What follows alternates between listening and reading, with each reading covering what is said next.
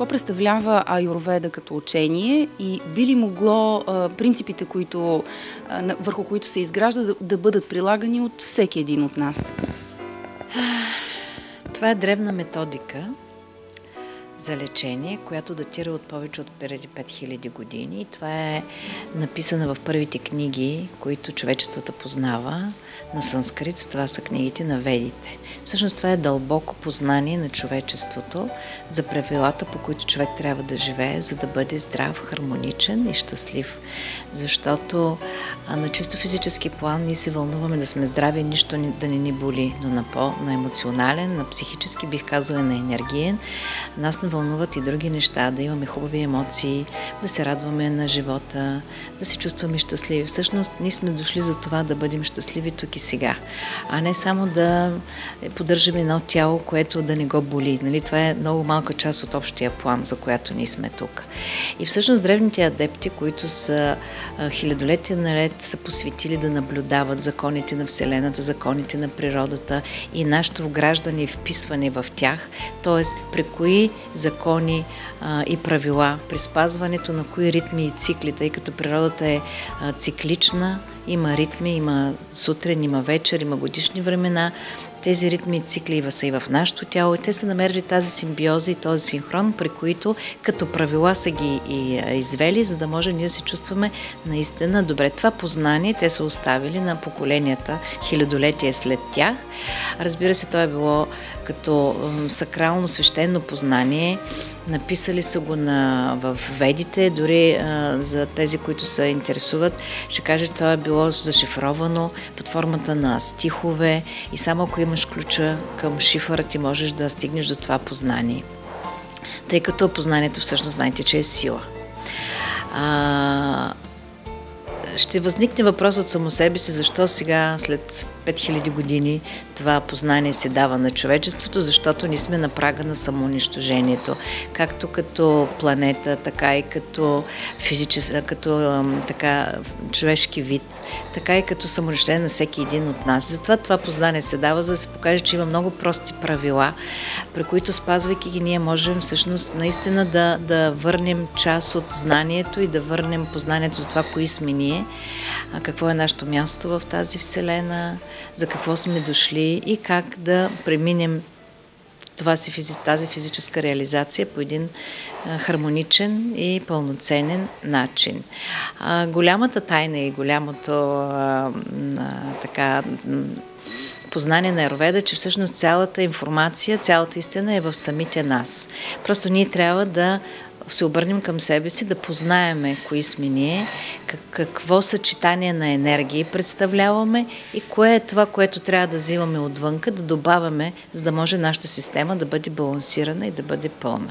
Или, за да бъда по-конкретна, ведите са извели на познанието, че всъщност всичко в Вселената състои от 5 основни елемента: вода, въздух, земя, огън и етер, така наречения акаша, всички сме чували за него, и комбинация 2 по 2 от тези елементи правят трите основни енергии или трите стихии: огнената, земната и въздушната. Въздуха и пространството правят въздушната енергия, така наречената вата, земята и огъни правят огнената енергия и земята и водата правят земната енергия. Тоест, ние сме един конгломерат от тези три енергии, които управляват всички процеси в нашето тяло и водят до състояние на здраве или до състояние на болест. Истината е, че аюрведа се стреми към хармония между ума, духа и тялото и равновесие. Тоест, за да сме хармонични, да сме балансирани, тези трите енергии трябва да са в баланс.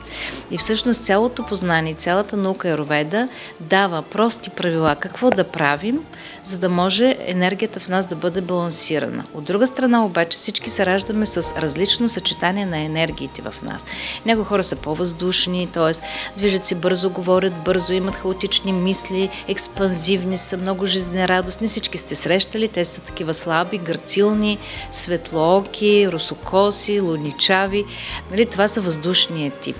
те се раждат с такова преобладание на енергиите в тях. Други са, например, много огнени. Това са лидерите, хората, които се занимават с бизнес. Те обикновено са зачервени, гневни, агресивни, много динамични, целеустремени, целенасочени. Това е огнения тип питата. Има и, разбира се, третия тип кафа, които са бавни, спокойни, лежерни. Те обикновено са по-едрички, по-пухкавички, предпочитат телевизора, сладките, нали, не предпочитат да поемат отговорност, решават, че някой друг може да взема решенията вместо тях. Нали, това са характеристики, които са както на физическо, така и психическо, така и на емоционално ниво. Затова, за да ви дам пример, примерно двама родители спортисти, които са много въздушни, огнени, нали, две, да кажем, една вата, една пита, ражда им се детенце, което е кафа. И те казват, това дете не иска да спортува, все едно не е наше дете. Не, то просто има друга комбинация от енергиите в себе си. И първото нещо, което трябва да направим, е да научим в крайна сметка кои сме ние. Каква комбинация на енергии има в нас. Тя не е случайно създадена. Тази комбинация се създава на базата на това каква задача има да свърши душата в този си живот. Тоест, стигаме до темата за реинкарнацията, за вечността на душата и за безкрайните прераждания, които душата, идвайки тук да учи, да се усъвършенства, трябва да влезем и в това познание. Така че, според това каква задача е поела душата на ниво договор, когато слиза, и се дава тази комбинация от енергиите, която ще бъде и полезна, за да може тя да си изпълни задачата, която е поела. Разбира се, това в аюрведа се нарича пракрики, т.е. комбинацията на енергиите, които са създадени в нас. Тъй като ние сме в една много динамична система, като своята същност ние сме енергия, или ако трябва да се представим, ние сме една безкрайна синусоида, която се качва горе и долу, нали, от едната крайност в другата, на чисто енергиен план, като енергия, ние сме енергийна вълна. Нищо, че изглеждаме като физически са, като материя. Всичко е енергия, само че трепти с различна честота на вълната. Ние, независимо, че сме различни комбинации, в ежедневието ние вървим в една много голяма динамична амплитуда. И бихме могли да излезем от баланса на основната ни комбинация от енергии, което, за съжаление, води до физически заболявания. Всеки енергиен дисбаланс води до физическо заболяване. И затова, като кажем, аз съм дисбаланс, това значи, когато енергиите се дисбалансират, тогава това води до физическа болест. Защо? Защото всяка от тези три енергии битува в определени органи. И когато, да кажем, тънките черва или дебелото черво, където е ватата, получават по-малко или повече вата, нали, ако ватата се увеличи, тя е за сметка на другите две доши. Конституция или доша, това не е душа, а е доша. Понеже енергията в нашето тяло е единица. И тогава и хипо, и хиперфункцията е еднакво недобре за органите. Те започват да страдат или от липса на достатъчно енергия, или от прекалено количество енергия. Стигаме до дисбаланс и до физическо заболяване. Това в най-общ план. Затова е изключително важно ние да следим за баланса на енергията. Или в този смисъл може да кажем, че ключа на нашето здраве е само в нас. Не в фармацевтиката и не в лекарствата, ще ме извинят колегите, но в смисъла на аюрведа, като на медицинска система, е да се премахне причината, а не да се тушират следствията, това, което прави съвременната медицина. Когато махнеш причината, болестта си отива автоматически. Тя е много дълбоко познание за природата на човека, за неговото място в Вселената, тъй като ние сме интегрална част от всичко, което е. Ние не сме разделени от Вселената, така че ние се подчиняваме на същите закони, на същите ритми, на същите цикли и затова трябва да ги познаваме. В този смисъл човек трябва да върви към едно по-голямо опознаване на света около себе си, не само около себе си, света около себе си доста добре го познаваме, дори звезди, галактики, но не познаваме нещата вътре в нас. Тоест, ние трябва да вървим към едно опознаване на нашата същност, която в своята природа е една безкрайна вселена. Има ли някакви конкретни техники, с които човек, който е заинтригуван от идеята да опознае себе си, да опознае своята същност и да потърси причината, поради която той е дошъл на Земята, да го направи? Тоест, как може да намери своята същност? Разбира се, всъщност аюрведа е от А до Я. Така ме учи моят учител доктор Ахилес Шарма, който е един от водещите специалисти в аюрведа в Индия. Той е консултант на индийското правителство по аюрведични въпроси и личен лекар на принц Чарлз, така че той е със световна известност. Той казваше от първата мисъл сутрин до последната мисъл вечер. Всичко, което правиш, е свързано с твоето здраве. И като мисли, и като храна, и като действие, или като бездействие. Или, ако трябва да бъдем по-конкретни, тя дава правила за дневен режим според всяка доша. Какво да спортуваме, как да се храним, как да релаксираме, какви методи за стрес според всяка доша. Тоест всичко е много конкретно. Първото нещо, което трябва да се направи, е да се определи индивидуалния тип. Каква комбинация от енергия. Това го правят аюрведа специалистите чрез една консултация, една общо. И тогава това се прави чрез пулсова диагностика, чрез тестове, чрез палпативна диагностика, чрез наблюдение, защото всяка доша си има определени характеристики, разбира се, с един психологически диалог.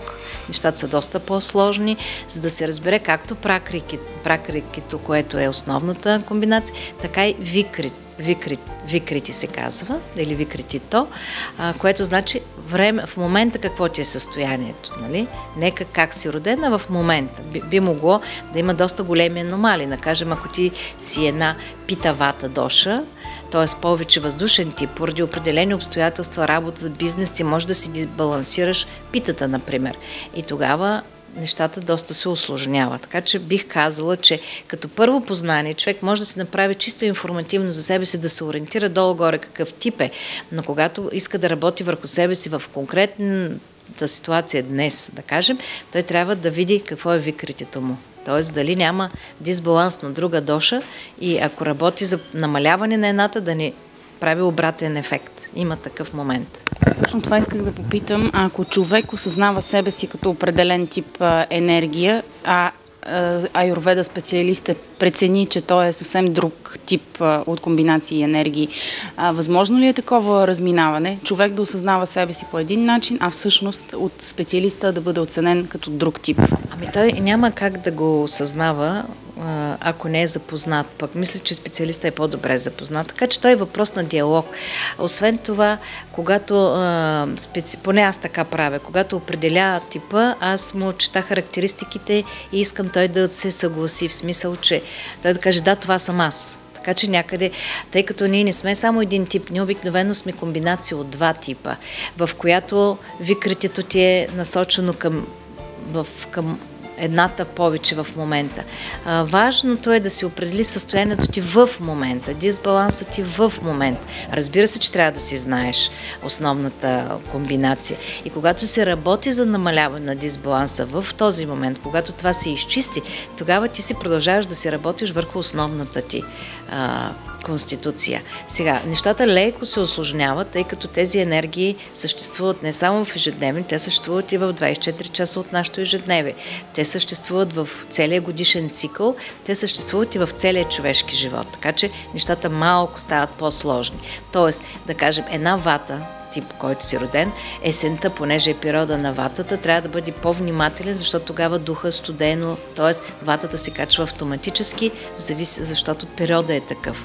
Една кафа трябва да внимава пролета, тогава тя е вода, тогава се топят с снеговете, повече вали, докато една пита, трябва да бъде много внимателна лятото, когато пък е много горещо.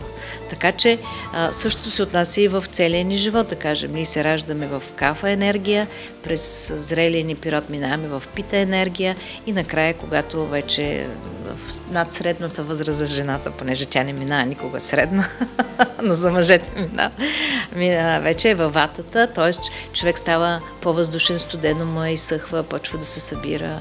И затова винаги трябва да имаме едно в кой период сме, в кой час от денонощието сме и да бъдем, как да кажа, фокусирани върху това какво правим, какво ядем. Храненето е един много важен момент, тъй като храната, както и всички ние, съдържа тези 5 основни елемента: вода, въздух, земя, огън и етер.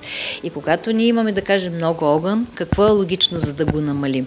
Да вкараме въздух и земя. Ние вкарваме въздух и земя чрез вкусовете. Те са 6 в аюрведа. Кисело, солено, горчиво, люто, степчиво и сладко.